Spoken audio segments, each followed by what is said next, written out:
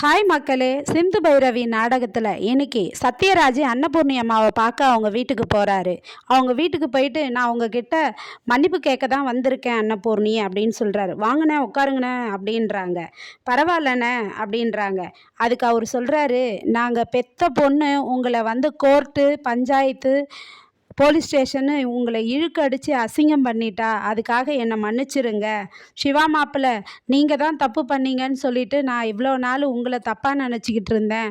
ஆனால் சிந்து இப்படி செய்வான்னு நான் நினைக்கல மாப்பிள்ளை. நீங்கள் மருமக பிள்ளை இல்லை, எனக்கு இனிமேல் நீங்கள் மகன். இனிமேல் அவளை நான் தலைமொழியிட போகிறேன் அப்படின்னு சொல்கிறாரு. பைரவியை பார்த்தோம். பைரவி, நீ எனக்காக நீ பிடிக்காம ஆறுமுக மாப்பிள்ளையை கல்யாணம் பண்ணிக்கிட்டு வாழ்ந்துட்டுருக்கியம்மா, அதுக்காக என்னை மன்னிச்சிருமா, உன் வாழ்க்கை நாசமாயிடுச்சம்மா அப்படின்னு சொல்கிறாரு. இவ செஞ்ச பாவத்துக்கெல்லாம், சிந்து செஞ்ச பாவத்துக்கு நாங்கள் 2 பேரும் காசிக்கு போய் அவளை தலைமொழிக்கிட்டு வரப்போகிறோம் அப்படின்றாங்க. இதை வந்து சிந்து கேட்டுட்டு இருக்காங்க. கேட்டுட்டு வந்து போயிட்டு வரோன்னு சொல்லிட்டு கிளம்புறாங்க. கிளம்பும்போது குடுகுடுன்னு ஒடியாந்து அவங்க அப்பா காலில் விழுந்து அழுகுறாங்க. அப்பா, என்னை தலைமொழிக்கிடாதீங்கப்பா, என்னை தலைமொழிக்கிறேன்னு சொல்லாதீங்கப்பா, ப்ளீஸ்ப்பா என்னை மன்னிச்சிருங்கப்பான்னு அழுகுறாங்க. அவங்க அம்மாவா, ஏய் போடி அப்படிக்கான்ட்டு சொல்லி கன்னத்துலேயே ஒரு அறையிறாங்க. உன்னால் எங்களுக்கு எவ்வளோ அசிங்கண்டி, இது மாதிரிலாம் செஞ்சிட்டியே, ஏங்க இவளை முதல்ல தலை முழுகணுங்க வாங்க அப்படின்ட்டு போயிடுறாங்க. அதுக்கப்புறம் காயத்ரி வீட்டிலங்க, காயத்ரி கிட்ட வந்து இசைக்கு பேசுகிறாரு.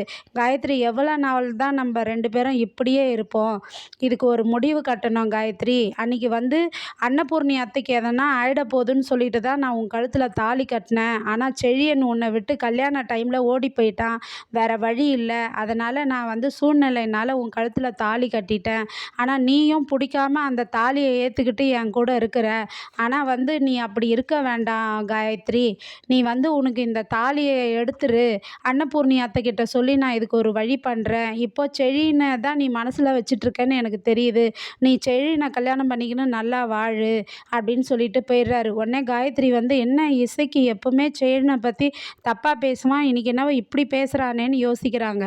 அதுக்கப்புறம் அங்கே சிவா டாக்டர் வந்து ஹாஸ்பிட்டலில் ட்ரீட்மெண்ட் பார்த்துட்ருக்கிறாரு. அப்போ நர்ஸு ஒடியாந்து குடுகுடுன்னு, டாக்டர் ஒரு 2 வயசு குழந்த காயினை முழுங்கிட்டான் டாக்டர், சீக்கிரம் வாங்க டாக்டர், அவனுக்கு ட்ரீட்மெண்ட் பாருங்கள் டாக்டருன்றாங்க.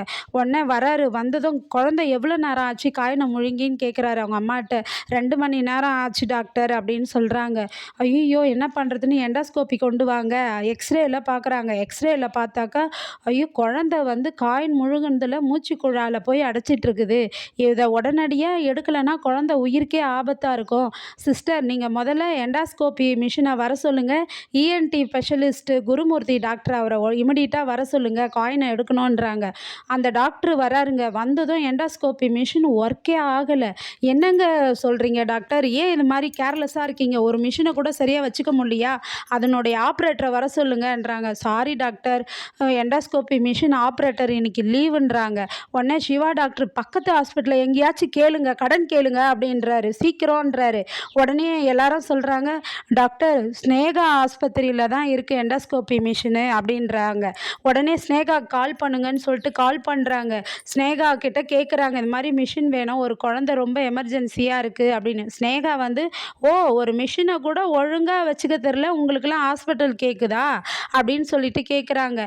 உடனே நீங்கள் கொடுங்க என்னதுக்கு, ஸ்னேகா வந்து எண்டாஸ்கோப்பி மிஷின்லாம் தர முடியாது, இங்கேயே நிறைய பேஷண்ட் இருக்காங்க அப்படின்னுறாங்க. சிவா டாக்டர் உடனே கேட்குறாரு, ஸ்னேகா என் மேலே இருக்கிற கோவத்தை வந்து நீ குழந்தை மேலே காட்டாத ப்ளீஸ் ஸ்னேகா, நீ எண்டாஸ்கோப்பி மிஷினை கொடு, இல்லைனா நான் குழந்தைய உங்கள் ஹாஸ்பிட்டலுக்கு அமுச்சு வைக்கிறேன் அப்படின்னு கேட்குறாரு.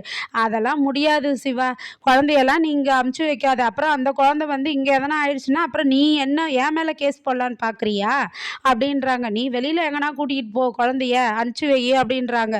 கெஞ்சி பார்த்தோம், ஒன்றும் பண்ணலங்க. சிந்து வராங்க. சிந்து வந்து, டாக்டர் நான் எதனா செய்யட்டுமா குழந்தைக்கு, கிராமத்தில் வந்து ஒரு வைத்தியம் பண்ணுவாங்க டாக்டர், நான் செய்கிறேன்றாங்க.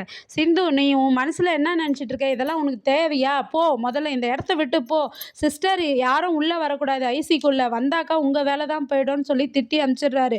அப்புறம் எத்தனை வயசு எத்தனை சைஸு காயின் முழுங்குச்சு அப்படின்னு கேட்குறாங்க சிந்து அவங்க அம்மாட்ட போயிட்டு. 5 ரூபா காயின்மா அப்படின்னு சொல்கிறாங்க. டாக்டரும் ரொம்ப டென்ஷனாக இருக்கிறாரு, குழந்தைய காப்பாற்ற முடியாது போல இருக்கே, குழந்தை ஆபத்தில் இருக்கேன்னு சொல்லிட்டு. உடனே சிந்து வந்து என்ன பண்ணுறாங்க, அந்த சிஸ்டர் சிஸ்டரை கேட்குறாங்க, சிஸ்டர் குழந்தை எப்படி இருக்குன்னு. இல்லைக்கா, குழந்தை வந்து ரொம்ப சீரியஸாக தான் இருக்குது, மிஷின் ரிப்பேரு, வர சொல்லியிருக்கிறோங்க்கா, இன்னும் 1 ஹவர் ஆகும்க்கான்றாங்க அந்த சிஸ்டர் சிந்துக்கிட்ட. உடனே குழந்தையுடைய அம்மா கேட்டுட்டு போயிட்டு, ஐயய்யோ! என் குழந்தைய நான் வேற ஹாஸ்பிட்டலுக்காவது தூக்கின்னு போறேன்னு ஐசியூல பூந்து குழந்தைய தூக்குறாங்க. உடனே சிந்து வந்து, "அக்கா அந்த குழந்தைய என்கிட்ட குடுங்கக்கா, குடுங்கக்கான்னு" சொல்லி அந்த குழந்தைய கீழ கவுத்து போட்டு தட்டி முதுக தேய்க்கிறாங்கங்க. தேய்க்கும்போது அந்த குழந்தை பாலும் காயனுமா கீழ வந்து அது வயித்துக்குள்ள இருந்து வந்து தலை கீழ கொட்டுது. கொட்டுன பிறகு காயின் வந்துட்ட பிறகு சிவா டாக்டருக்கு உடனே நிம்மதியா ஆயிடுதுங்க. நிம்மதியா ஆனதும் சிந்து அப்படியே ஷாக்கா பார்க்குறாரு. பார்த்துட்டு கம்முன்னு அமைதியா போயிடுறாருங்க. அதுக்கப்புறம் சிந்து உள்ள போறாங்க. "டாக்டரே உள்ள வரலாமான்னு?" "வா சிந்து" அப்படின்றாரு. உடனே "டாக்டரே நான் செஞ்சது தப்பா? நீ என்னை மன்னிச்சிடு டாக்டரே. நான் குழந்தைய இழுத்து பிடிச்சி அது மாதிரி பண்ணேன். சாரி டாக்டரே. கிராமத்துலலாம் இப்படி தான் பண்ணுவாங்க டாக்டர். குழந்தைங்க எதனா முழுங்கிடுச்சுன்னா, நான் அதை பார்த்துருக்கேன். அதான் எனக்கு ஞாபகம் வந்தது செய்தேன்" அப்படின்றாங்க. உடனே டாக்டர் வந்து, "நீ செய்தது சரியா தவறான்லாம் எனக்கு தெரியாது சிந்து. ஆனா நீ அந்த குழந்தை உயிரை காப்பாத்தியிருக்க" அப்படின்றாருங்க. நாளைக்கு மீண்டும் தொடருவோம். நன்றி. பாய் பாய்.